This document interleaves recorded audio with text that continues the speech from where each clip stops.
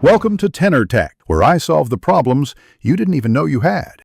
You begin by removing friction. Turn off autoplay and hide recommendations so you are not nudged into endless watching. Next, decide exactly how much time or how many videos you allow. This is your boundary and makes decision-making automatic. Then physically put your phone away and open YouTube only on the device you'll use with a visible timer. Once done, commit verbally. Say your limit out loud. This small ritual increases follow-through and reduces the urge to keep clicking. Now control the middle of your session where most slipping occurs. Create a playlist of preselected videos so you only watch intended content. That prevents the rabbit hole effect from recommendations. Set a 10-minute check-in alarm to pause and assess whether the content matches your goal. Make sure to replace the suggestions feed with saved lists or subscribed channels so distractions stay minimal.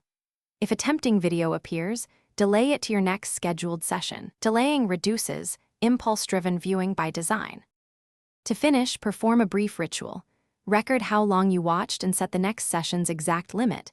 This reinforces progress and accountability.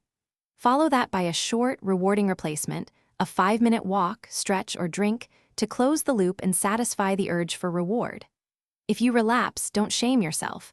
Identify the trigger, adjust your rules, shorter limit, stricter device placement, and try again. This troubleshooting step prevents small failures from turning into full binges. Thanks for watching. Subscribe to keep your life in tune.